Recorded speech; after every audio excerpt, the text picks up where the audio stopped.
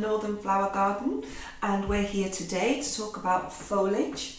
We're wedding florists, so we're looking at foliage that we might want to use in our wedding designs. Today we're going to look at Aspidistra. So you'll have come across the Aspidistra flower, very popular in the Victorian times, but what they have is this amazing leaf. Very lush, very large, very green, and can look really impactful in the right wedding designs. Probably not the most common, most popular, but in the right place it could look really, really, really good. So let me show you what we can do with our Aspidistras. Again, like all our foliage, we would get it from the wholesaler, the flower markets, we would bring it home. We would check it for damage and we condition it. We condition it by plunging it in water with flower food. Flower food would feed the Aspidistra leaf and it would also keep the water really clean, keep the bacteria at bay, which keep the leaf looking fresher for longer. But these are really quite hardy little dibbles. They tend to stay looking beautiful really quite long. They're not too temperamental, they're very easy to look after. So, start off with, some leaves are larger than others, as you can see. You can alter the size of a leaf by just stripping it down, making it narrower. So we would do that if we needed a smaller leaf for a certain sort of design.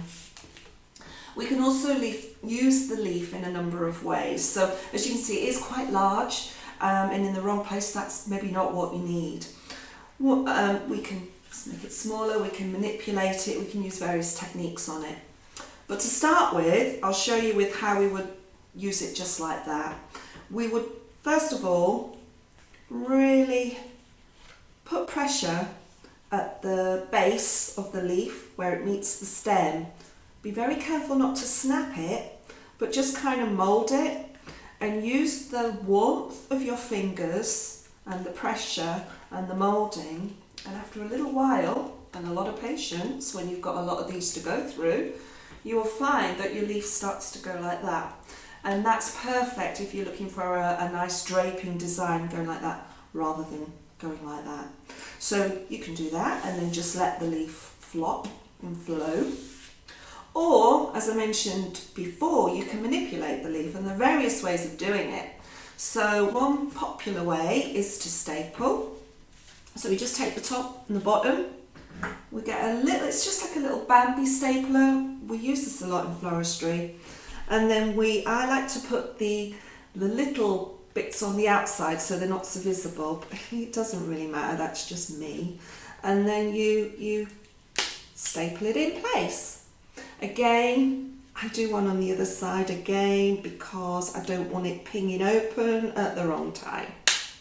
And we staple it in place. And now we've got a nice loop. So if you get a bridal bouquet where you don't want the big leaf coming out, you just want a nice flash of foliage, you can do a loop and have it in a bouquet.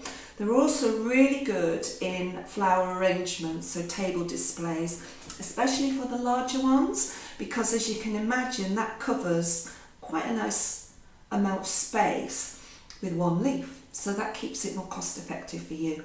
So you would put it in the oasis and it would just sit as a nice, in amongst all your other materials. So that's really good.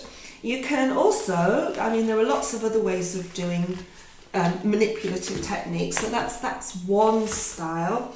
Another style is where we don't even use staples. We just take it like that. We put a little hole in it. And you just do it like that. So what you've got there now is you've got the little tip coming out, so you've got a bit of a swirl as well. That can look nice and interesting. And with that in mind, another way you can do is not do the whole, you could just basically twist it any way you want. So there's a nice one. And just creating unusual shapes. And these are eye-catching. They grab your attention. And again, same sort of thing.